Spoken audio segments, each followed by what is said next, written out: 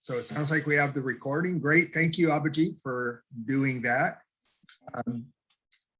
So welcome, everyone. My name is Bud Hertz. I will be the moderator of the session today. We've already started the recording, and as mentioned by our Sergeant at Arms earlier, Grace Cardona, your mics will be muted during this session. Feel free to send me your question via chat, and I will have that answered during the Q&A section in the last 15 minutes, which will start at 10:15. So it's my pleasure to introduce Pat today. Pat Johnson, DTM, and a very distinguished Toastmaster, is the past international president for Toastmasters International. She is a seasoned executive who has been a leader in corporate, government, not-for-profit, and entrepreneurial industries, and she was the 5th woman ever to serve as Toastmasters International president from 2010 to 2011.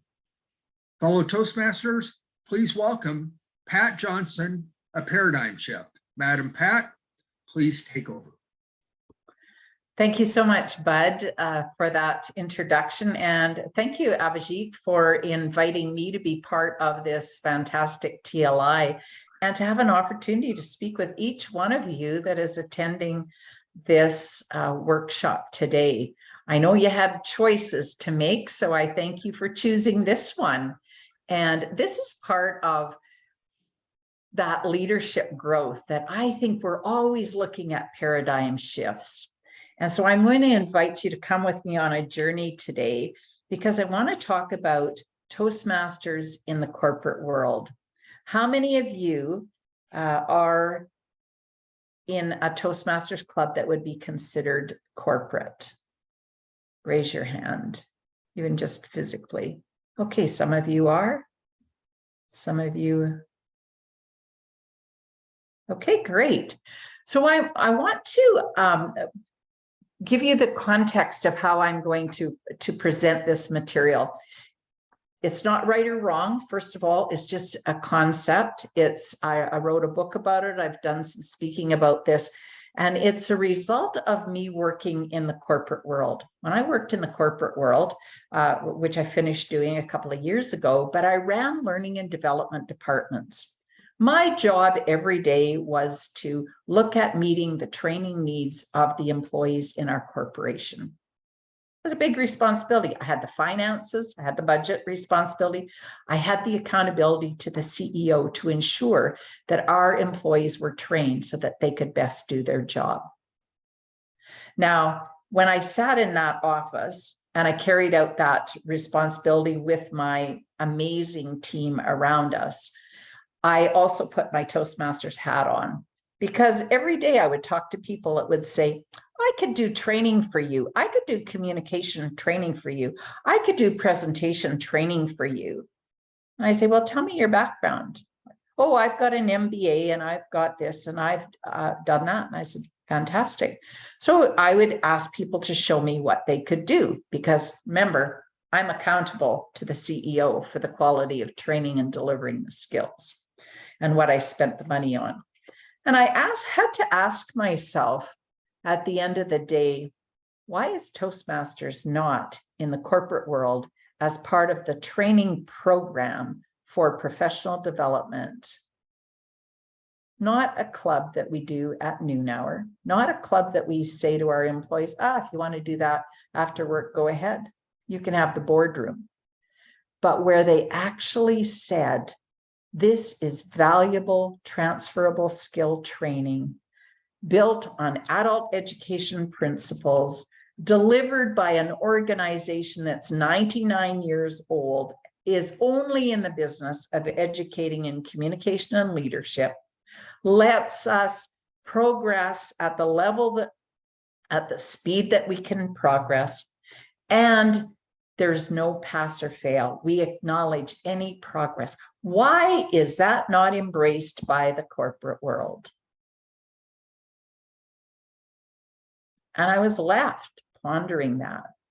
So with my Toastmaster hat on, I went, let's start at the very beginning.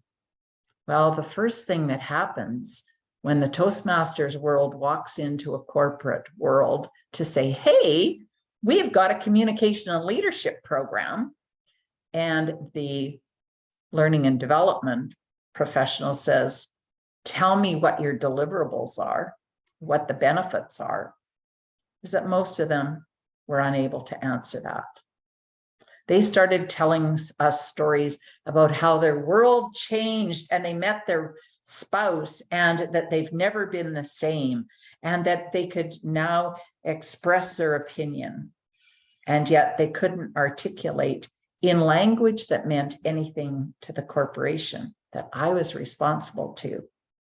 And I thought, change number one, let's look at the language we use when we talk to the corporate world. One of the basic things we learn, one of the very first things we learn as speakers is what? Know your audience. Who are you speaking to? So why do we think that if we talk Toastmasters speak to somebody in a corporate world that's never heard of Toastmasters or belong to it, why would they understand when we go, oh, well, we've got pathways and you can do strategic leadership or you can do presentation mastery. They're like, bing, nobody home, nobody home. They don't know what we're talking about. I see some smiles, so I know you can relate. We have to translate. We need to translate our sales pitch. If we're going to pitch the audience, right, Abhijit? We've got to pitch it in language that they understand. So think for a moment, if you are either in a Toastmasters club right now and you want to reinforce this program in your corporation, or you're thinking about going to your corporation to create a Toastmasters program and you want it to be part of the education program, not the recreational program, first of all, knowing your audience. So consider some word changes. Let's look at the equivalencies. In Toastmasters, we talk about paying dues. In any education organization that I've gone to for serious education, I've paid tuition. Why would we not call the money we pay tuition? So we sound like other education organizations. We send people all the time to college, to university for advanced training. We send them to other organizations that we pay tuition. So Toastmasters has tuition that we pay every 6 months, or you can opt to pay it every year. I'm going to challenge you to not talk about the name, the pet name that we have for our curriculum. Don't talk about pathways. People are sitting there. Is that a walkway? What is pathways? Talk about the curriculum. That's all they care about, is what curriculum you're bringing. Talk about the fact that we've got curriculum. It has 11 different subsections in it that people can work through at their own pace. Let them know that it's built on adult education principles. Tell them that our curriculum has over 300 competencies built into it. Trust me, educators at the corporate world want to know about competencies because that's what they're trying to meet in their environment. Talk about leadership training, that it's experiential, that this is not a program, this is not an education program where you'll sit in a classroom and then leave, file your materials away and never visit again. That will give you some knowledge. But Toastmasters, the Toastmasters program is going to help you build skills. You're going to come together once a week. You're going to get in a room together as a team, and you're going to practice all the skills that Toastmasters offers. And that's the secret sauce. That's what sets us apart in the corporate world, is we give people practice time every week. We don't send you home. Well, you'll have work to do at home, but we get together and we practice and we give peer feedback. So we develop our ability to listen before we even speak. We develop our ability to think analytically so we can provide that feedback. And then we teach and we build that skill and practice that skill of more formal presentations as well as impromptu speaking.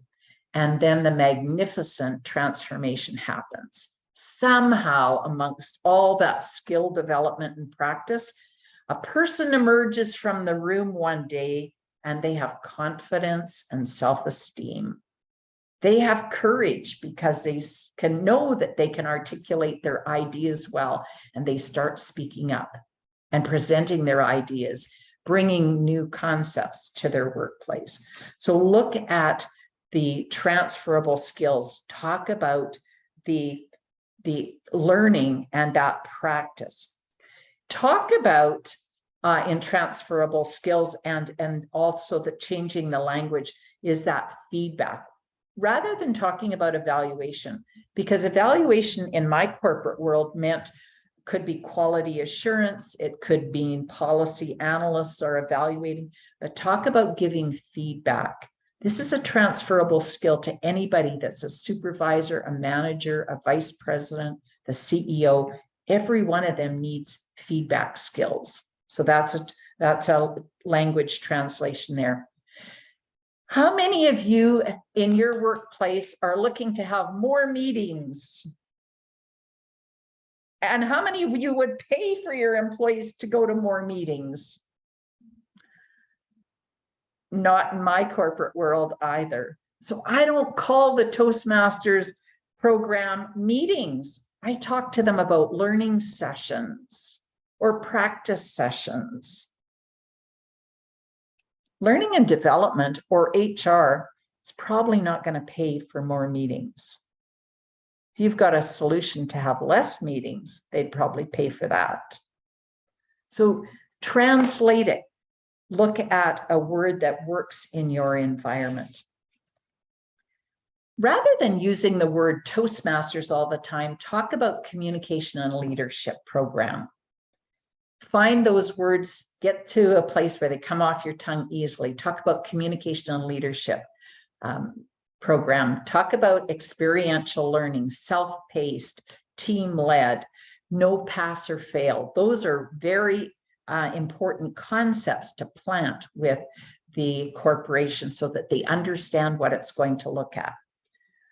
Talk about the fact that in our experiential leadership program, that leaders who take on those roles in our program are actually going to go to leadership training. So talk about that with them so they understand that it's not all within that classroom, that leaders go beyond a single classroom. They go to training, just as our employees go and take university courses at night or weekends or holidays, or go to college, take extra, go online, take courses. That's what leaders do. And so to bring that concept to them. Sometimes they're very interested in the KPIs, the key performance indicators. And so talk to them about it. Don't steer away from it. Talk about what the KPIs are in terms of transferable skills, but also that we're willing to bring them reports of data in terms of attendance, participation, so that they can monitor. And then I always ask them, what would they like? What do they need us to report back to them so that they get what they need from us? Because we're partnering. Toastmasters International is going to provide curriculum and guidance, and the corporation, and here's a paradigm shift, don't argue with me, just pause your thoughts. We're going to ask them to provide registration, people into the program, paying for it, letting their people meet for 1 hour every week during work hours to practice the skills that will increase their success at work and therefore increase productivity at work.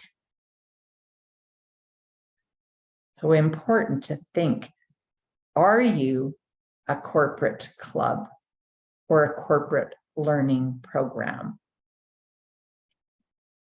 Right. So are they invested, or are you paying your tuition, using your time, meeting in a boardroom in a corporate building, but the corporation is not involved, doesn't support the education. So you might want to build it into a corporate program, or it might work really successfully the way it is. So look at the language you use if you're going to talk to the corporate world. The other word change that I would suggest, and all of this takes practice because we're so familiar using Toastmaster jargon, so it's that new awareness, is to talk about participants, not members. Because members, again, reinforce that idea that it's a recreational club of some sort. Members, you're a member, no, you're an employee of the organization. You've got employees attending the training. You've got participants in the training, but not members. And so anytime you're talking about pathways, just talk about it in curriculum and don't go down into all the details of the paths, but look at what are the transferable skills. So let's look at some of those transferable skills, because this is what is the benefit for the organization. And I've mentioned them some already. Does anybody remember some of them that I mentioned? Just raise your hand or unmute and let me know if you've what you've heard in terms of transferable skills that I mentioned already. Anybody?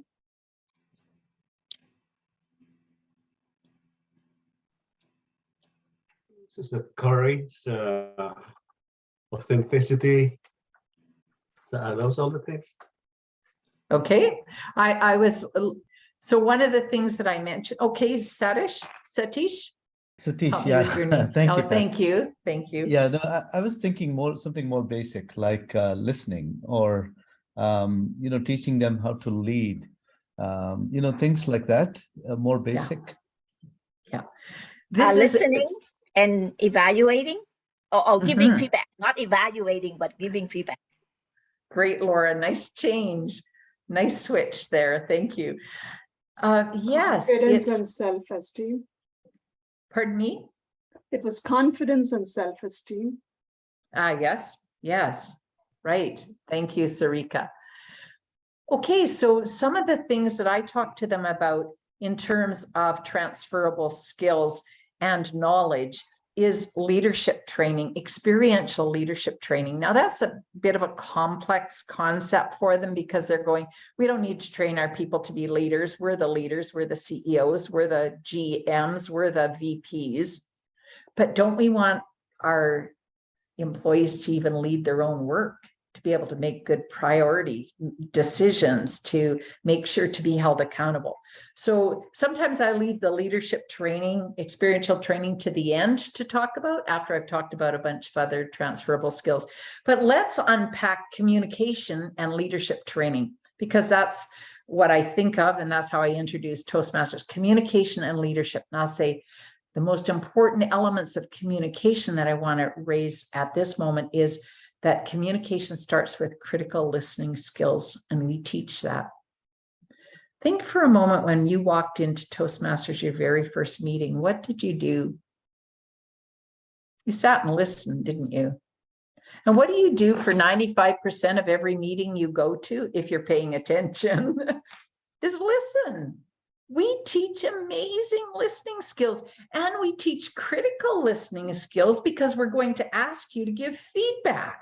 So you have to be critically listening. You've got a checklist. You're going good vocal variety, good change of pace, good transition, good structure there, great opening, nice closing. We teach that. That's transferable in the workplace. That's that mental gymnastics, critical listening skills that people just don't sit back and let everything just slide over them, that we listen critically, we hear things. Yes, we hear all the ahs and ums and filler words as well, but we critically listen carefully. We're good listeners. That has huge impact in the workplace.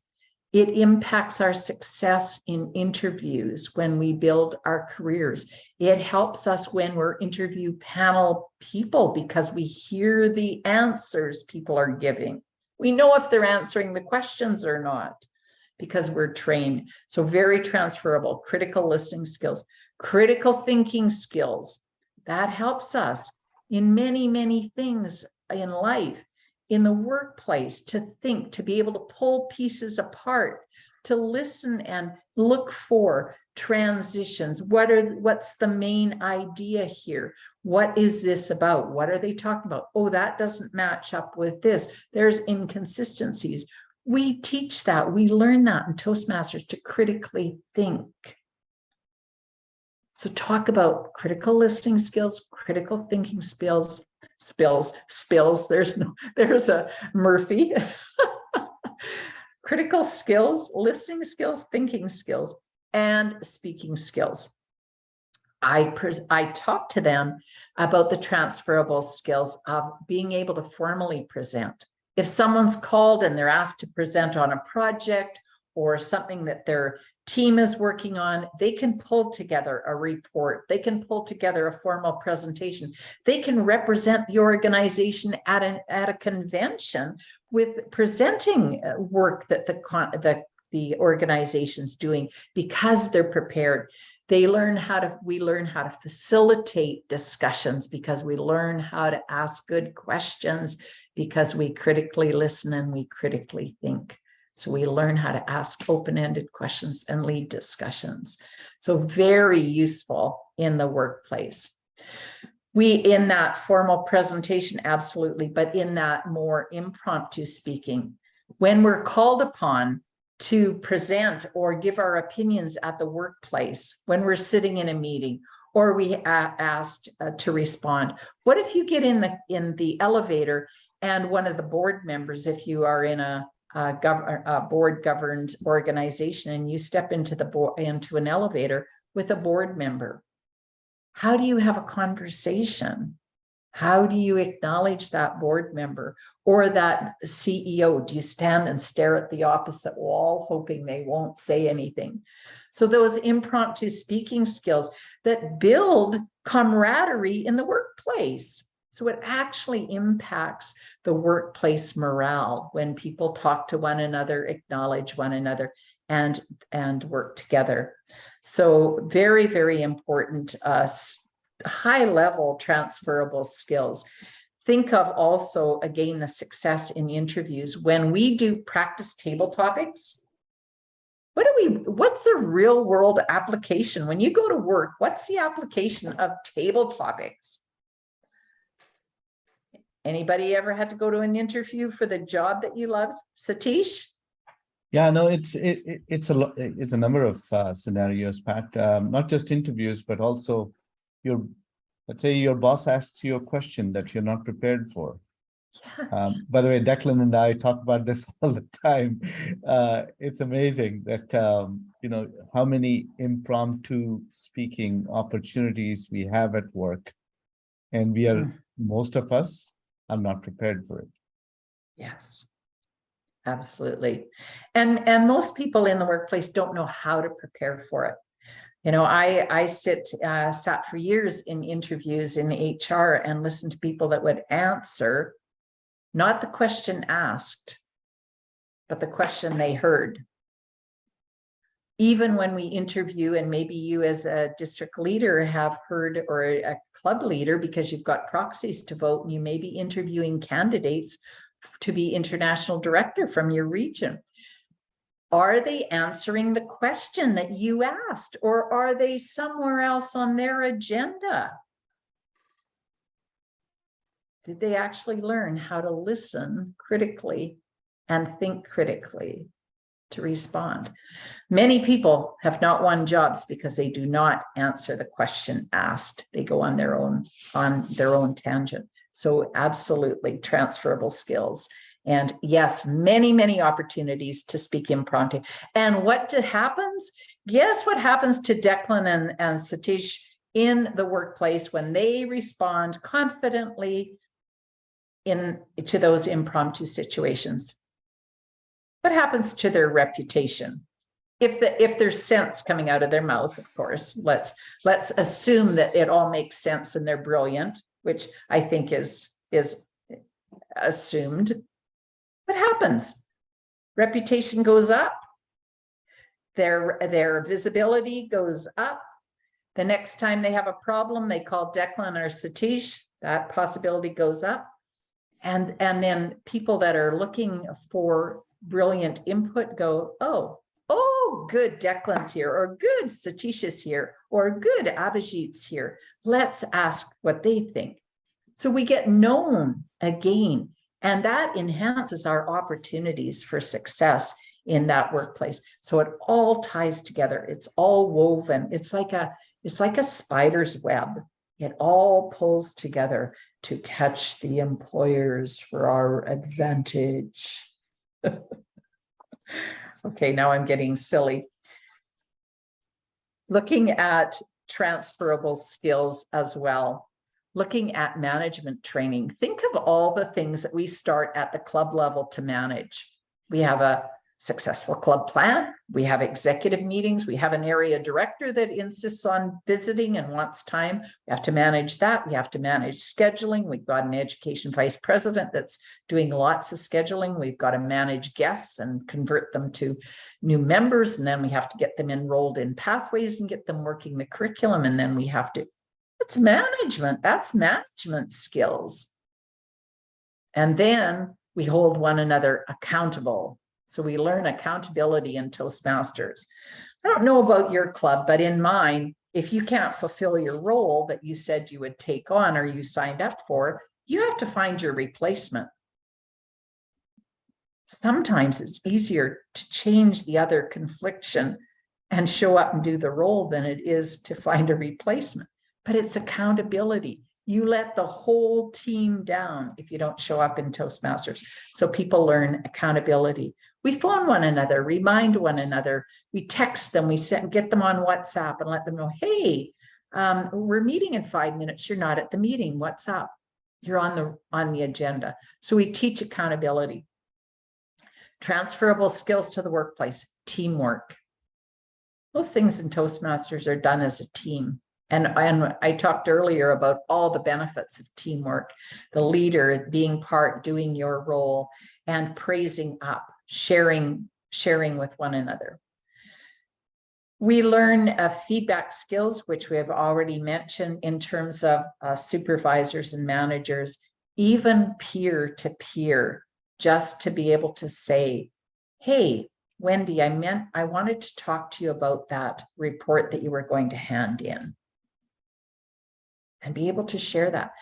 One of the most crunchy, I don't know what other word to use, uncomfortable, crunchy situations in the workplace is when you have to have one of those difficult conversations. We know how to do that because we've seen people get up in Toastmasters and deliver a speech that perhaps didn't come close to the criteria of that presentation. They maybe didn't make the minimum time limit or went 10 minutes over the time limit.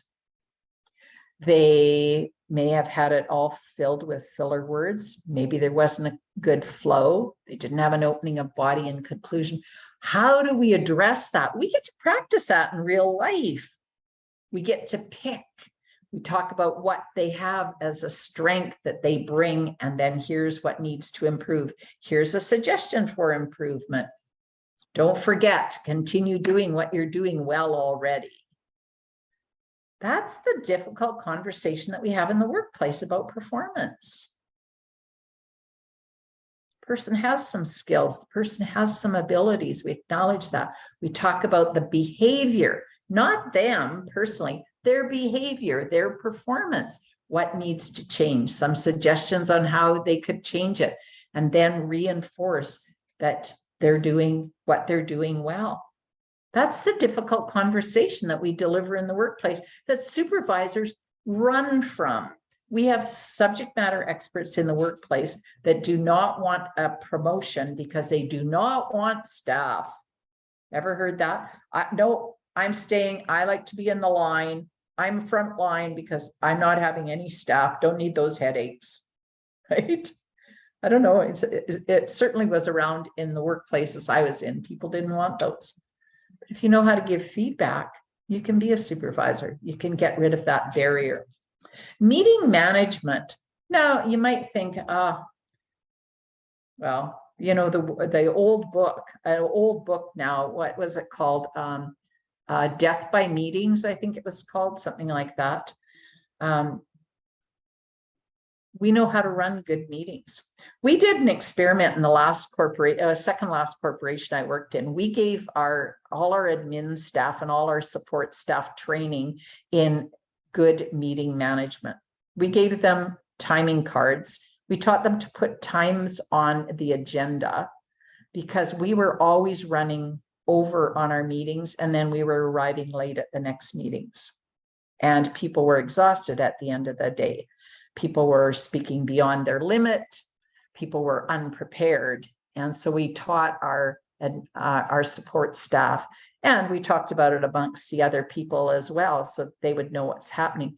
And when you asked for 8 minutes or 10 minutes on the agenda, you were given 10 minutes. You're given what you asked for. So you had to be honest with yourself and the organizer. And when your time was up, you were asked to stop, and the next person was welcome to the agenda. It changed our culture, and everybody loved it except the VPs. The vice presidents did not like to be timed. But everybody else loved it, and it changed our meetings because people came prepared. They knew they were going to say, I'm going to take 5 minutes. They had to be prepared. They had to know how long it was going to take to give that report.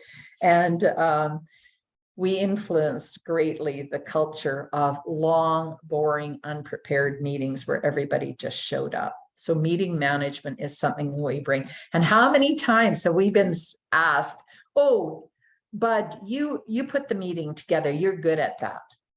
And Bud goes, oh, here we go. It's just like another Toastmaster meeting. I have to organize another group of people running every direction, right? But we can do it. That's the key. We can do it. Interpersonal communications, as I said, impact the morale. And then setting and managing goals. We're goal setters in Toastmasters, and we bring that to the workplace. Whether we use the SMART goals system or setting objectives as we do for our learning achievements, whatever it is, we're good at goal setting and motivating and inspiring people. One of the skills that I've got, obviously I didn't realize I had developed it to such a degree, but I have a number of people that now phone me to hold them accountable for things. And I just kind of laugh because I become this accountability partner for people. One of my girlfriends said, I've got to get my garage cleaned out. I said, have you got a plan? This was just last week, so I have to share it, how transferable it is. I said, have you got a plan? And I'm going, does she need a plan to clean out the garage? She said, no, but that's a great idea. I'll make a plan. I said, could you send it to me? Yes, I'll send it to you tonight. So I get this plan of how she's going to clean the garage. And her time allocation and where she's starting and how she's working through it, what she's going to do with things, etc. She's got it all figured out. And every day I send her a WhatsApp and said, did you do your hour of garage? That's all I have to do because I asked for a plan. She committed to herself. And I said, this is for you. I'm just going to hold you accountable. So embrace your transferable skills and know that it'll work for your staff. It'll work for your family. And it definitely works for your friends when they're cleaning out garages and don't want to get it done. But they do really want to get it done.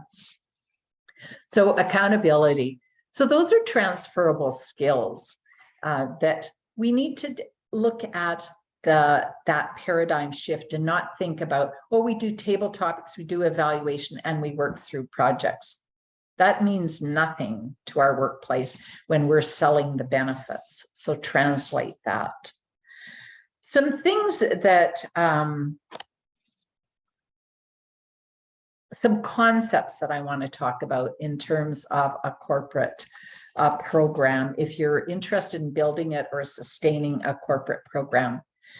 One of the things, or if you really want to, if you're even looking at that paradigm shift of your existing program or club into a program, to have conversation with HR or learning development, whoever runs the corporate training function in your organization, and go to them have conversation with them, even invite some of your district leaders. Like, for example, you can have Raji as your club growth director this year. Raji will go with you. Abhijit would help you out with that. Him and I have done lots of that, so I know what he does in terms of working with corporates.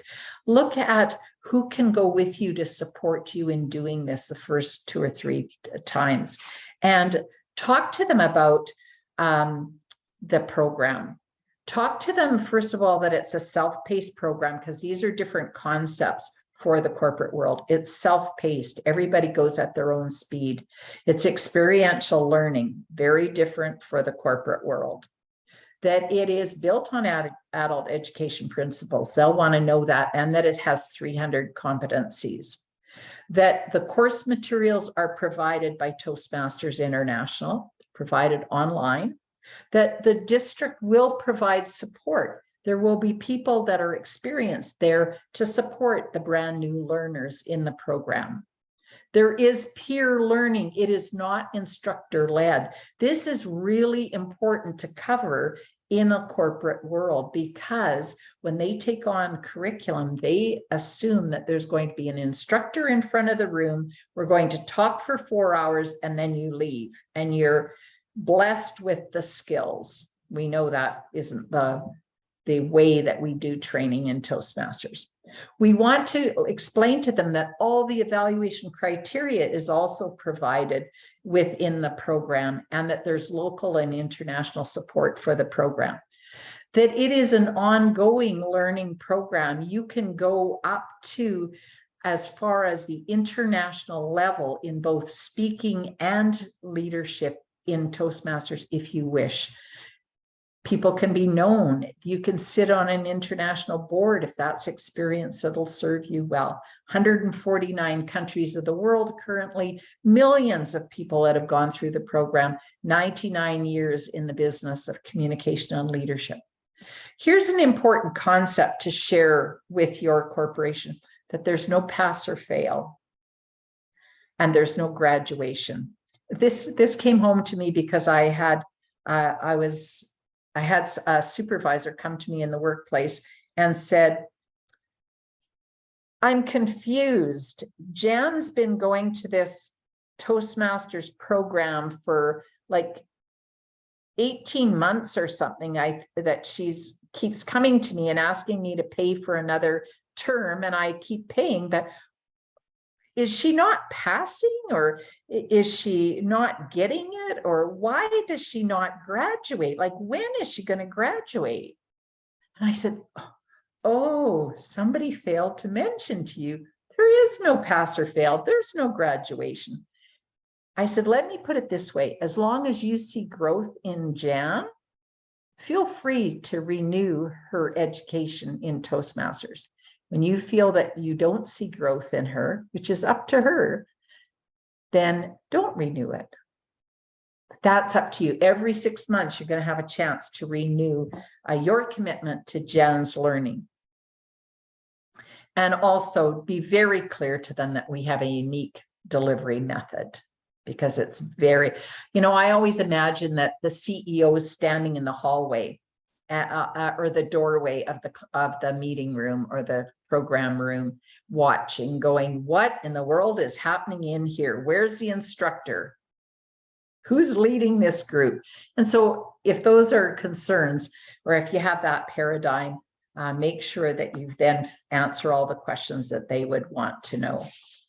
We want to have an agreement with the corporation that we're putting this into in terms of a learning program. So back to me being the Director of Learning and Development, and you are the representative of Toastmasters International. What do you think that I want to know from you? If I'm the Director of Learning and Development, I'm accountable to somebody. I want you to be accountable to me, right? I want some assurances from you. One of the first things I'm going to do is ask you to report to me, because I'm not going to give you money and time if you don't report to me. I want accountability back. You say you teach it, show me accountability. So we want to take data. We want to take attendance. I want to know if people are showing up for training, because my experience is there's lots of people that sign up for training and don't show up. So we want to take attendance, want to hold them accountable. And we want to also report back the progress that these people are making, because we're paying for them to be in this training. So have them in the training. Okay. So there's many other areas that we could talk about. We want to, and I'll just cover a few briefly, and then we'll go to questions, because it's more interesting, I think, when we answer your questions. We want to ask the organization for a meeting time and a commitment of time and money. Now, some of them will give us time during the workday, and some of them will give us money. Some of them, many of them, give us both. And we can work with that. What I do is ask for everything I want. I take what they give me, and I give a little pushback and explain why it would be valuable to be otherwise. Take what they give us and then deal with the difference. So lots of corporations want people to be invested in their own learning and development. So I say, well, okay, you're willing to give them the time during work hours, fantastic. Then how do you propose that you collect the money for them? So then we work for that. So I don't give them the answers. I don't give them the way that they're going to do their business. I ask them a whole bunch of questions about the way they do business. And I said, that's perfect. We can work with that. How do you do this? How do you hold people accountable for their training and their attendance? We can report that out. Do you do it in performance review plans? Would be my suggestion. I would suggest a policy corporately to explain who gets money to go to training and time and how much. And perhaps it's already in place. We want to ensure that people are not the haves and the have-nots in the workplace for the Toastmasters program, if possible. And we have to deal with the culture of every corporation we go into. So I'm going to quit talking, because I have 100 areas of this that I can talk about. And I think it would probably be much more beneficial with the time that we have left for you to ask specific questions or bring challenges to this forum and ask. So let's open up the floor and see what we have for questions. Right, Pat, so similar to how Declan handled it in the earlier session, they can see their questions through chat. So I will moderate those and give those to you. So, you Great. can just listen to Can what we I have to shout say out rather than trying to do that. So Tish had a question, and this had several questions, in fact. The first one was there any thought from Toastmasters International to create a corporate version of Toastmasters program? There was a lot of thought when Pathways was created. It was created with, we had 5 avatars that we used in terms of when we were creating the curriculum. We had the brand new professional that was entering the workplace, and what kind of skills, knowledge, and abilities did, well, not abilities, they bring the ability, but what kind of skills and knowledge did they need to build their career? We looked at more seniored or seasoned people in the workplace, and what did they need to rejuvenate and keep building their skills? They may be beyond and now be in middle management. What did they need to go beyond? So those were 2 avatars that we used. We used English as a 2nd, 3rd, 4th, 5th language. We have so many people that come to Toastmasters to work on language skills. We have people that join bilingual clubs because they speak, they might want to learn how to speak Mandarin, and they may have spoken at home as a child, but don't anymore, or they may have had a neighbor and they're enticed, or they met a friend. So many, many things for languages. So language was another avatar that we used. We also looked at retired folks that wanted to stay re-engaged, and to keep active and to now share their wisdom that needed a vehicle. They may have been a subject matter expert all their life, and now they could share their wisdom, but they needed the skills to do it. And then we also had the professional speaker, because we have professional speakers that walk in our doors every day in our clubs or our programs even, that are subject matter experts again, but don't have great presentation skills. So they might be professional speakers, they could be professional trainers, they could be professional consultants, and they're looking for those skills. So that's the groupings that we looked at, all with a mind of how does the transferability of skills go to the workplace. And so many of our Toastmaster paths at the moment and learning paths are very relevant to the workplace. So it's looking at those specific paths. Yeah. So very much built for, as I said, with over 300 competencies were built into that, with the mind that was credible in the workplace. Excellent. Kenneth had a question. Have you any specific value propositions of what was covered here today resonate either better or worse with millennial-led organizations? I think I'm always torn with questions that put people in specific categories, because my experience is that I know millennials and they're very diverse. They're not cookie cutter people. They're very diverse. But I think that the flexibility of the program, the diversity of the program, that you get to do a self-assessment, you get to pick the program you want to start on. They get to sign up in Toastmasters, and they get some guidance. I find that in my experience, millennials enjoy mentoring and having conversations. The millennials that I work with that I know are millennials. And I think the self-paced program, because they've got so many things going on that they can, a lot of younger people in our Toastmaster program come. My club, for example, meets every week, but we have them coming every second week because they've got other things going on. And, you know, to set millennials aside for a moment, I was like that when I was young too. I had 100 things going on, and it was all having to balance and be all things to all people. And yeah, I think that's the gift of the Toastmasters program, is that it is flexible and it can be pushed and pulled.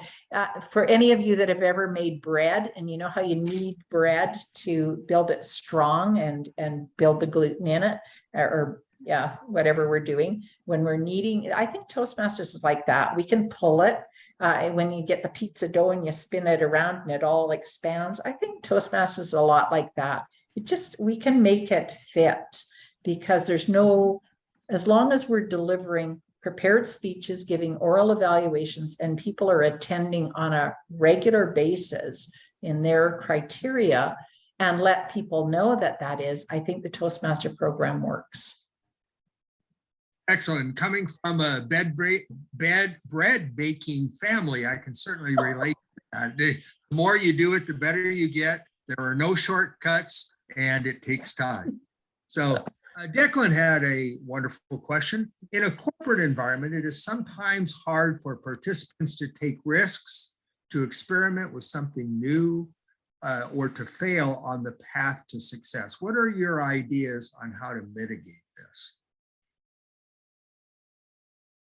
A couple of things. First of all, I think that we go to work in certain cultures, and I've certainly worked in cultures that were risk adverse. I went to, as a professional consultant, I went into a workplace that was very risk adverse, didn't know it until I got to work there.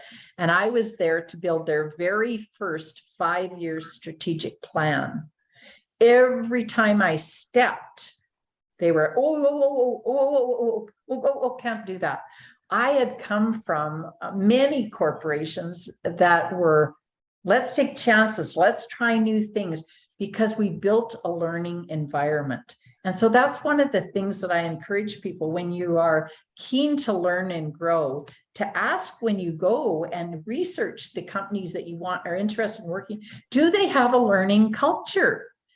I actually got hired into a corporation because the new CEO said, I want to create an organizational learning culture where we can try new things, we can be innovative, and we embrace it. It might not work, but we're not going to fail or collapse. We're going to gain wisdom from that. Oh, that didn't work. And so I really encourage people to find that kind of an environment. And, you know, if you're in a more conservative environment, play wildly outside of work and bring your skills that are more honed into the workplace. You know, we have to manage our careers, but we play wildly somewhere, and you may have to choose not to do it at work.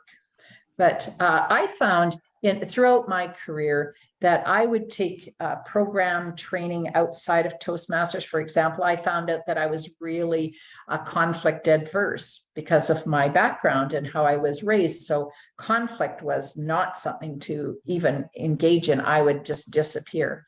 And once I became aware of that, I went and took some training. I didn't get that training in Toastmasters because I needed deep, deep training in this. I needed to know how to just stand there and listen. Toastmasters wasn't the vehicle, but I learned it in a place called the Justice Institute in Vancouver, British Columbia, where they train police officers and paramedics and all those people.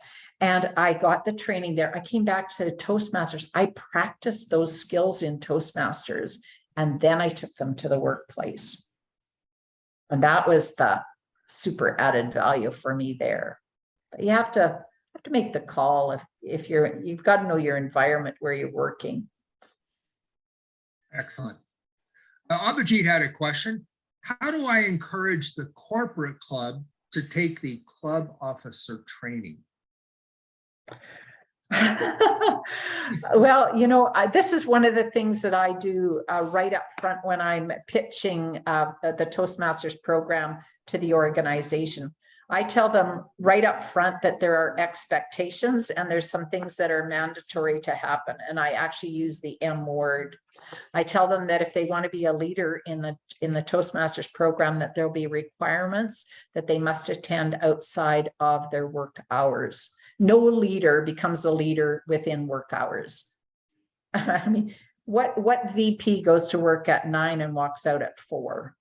I was trained that when you go to work and you're the supervisor or the manager or the VP, that you're in before your staff and you leave after your staff. That's what leadership is. It's responsibility, accountability. So we embrace that. We ask people to go above and beyond. It's just like I compare it to a MBA in leadership and communication. You have to show up.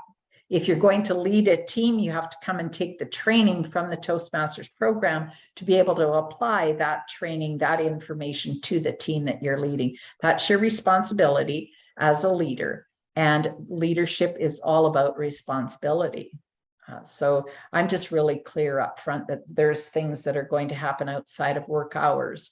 The same as participation at area and district events. The same as if you want to be an international leader, you can contribute and get engaged outside of work hours.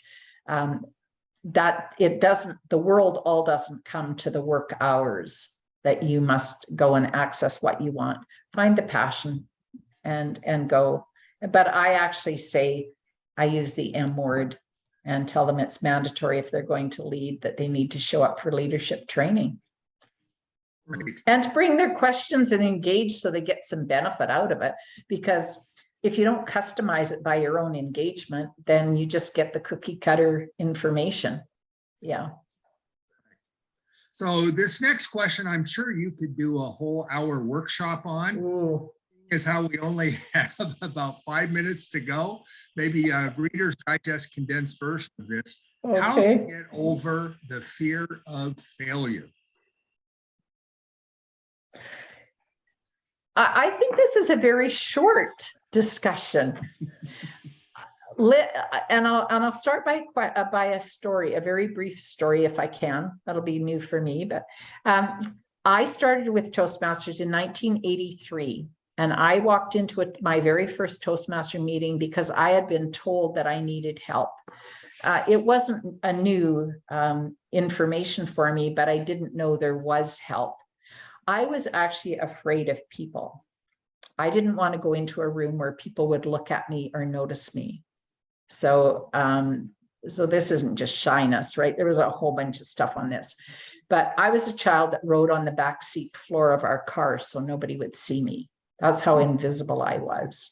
And so when I walked into my very first Toastmaster meeting and I pulled the door open, I would have slammed the door shut, but Joseph LaRiviere was standing at the bottom of the stairs and said, "Welcome to Toastmasters." And I went, now I can't run away.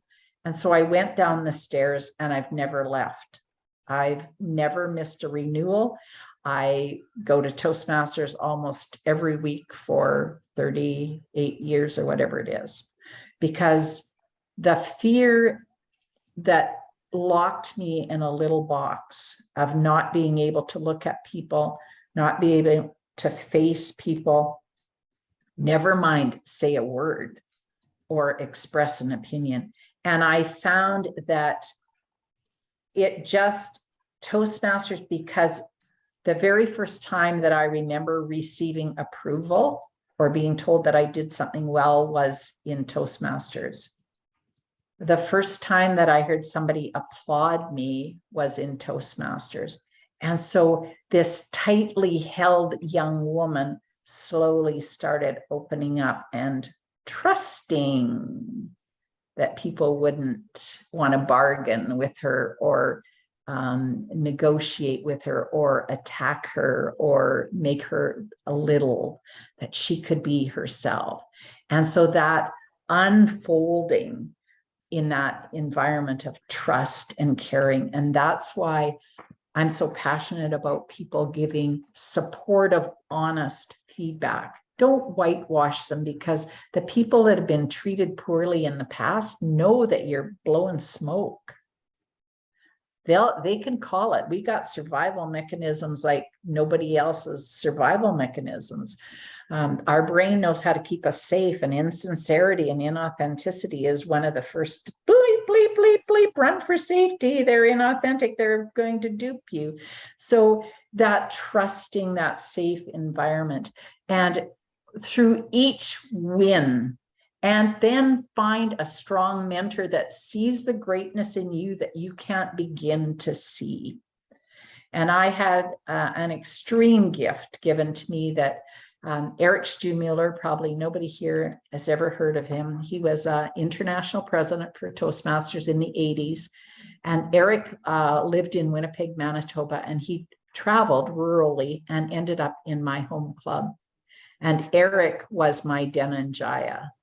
And Eric saw something in me in my home club, and he said, "I will mentor you." I didn't know what those words meant, but I thought it sounded good because he was authentic and he looked me in the eye and he followed through. And he helped me become an area director. And I went at the end of that year and accepted the award for Area Director of the Year in my district. And I thought I had died and gone to heaven. So in those 4 years, I went from this terrified, my gosh, there's people in this room, let me be invisible, to being Area Director of the Year. And from there, it was just pushing myself all the time, pushing, setting goals, being bold, being brave, and always, always, always. I have never been without a mentor in my 38 years of Toastmastering, never. If you don't have a mentor that's pushing you and challenging you, get a new one. If you don't have a mentor that's challenging you and pushing you, find one. Ask them to do that, to see the greatness in you, and choose carefully. So that, and ask them to help you discover who you are, who they see. Because what I know as a coach is that when people walk into the room, and we see Declan walk into the room, we see Abhijit walk into the room, we see Sarita, we see Kenneth, we see Arnie, Hazel, all of you, when you walk into the room, we see your greatness. The only person in the room that can't see it is ourselves. Because we see through the lenses of all our experiences, all the things that happen to us, all the programming we carry around, and we've got these heavy lenses, and we're looking and we can't see ourselves, but we, the other people, see the greatness in you. Find a mentor that will support you and remind you of your greatness and encourage you and push and pull you forward into your greatness, and continually challenge yourself. Every time you have a success, you will build confidence and self-esteem. It is not a pill that you can take. It is not an instant cure. It is a work of love for yourself.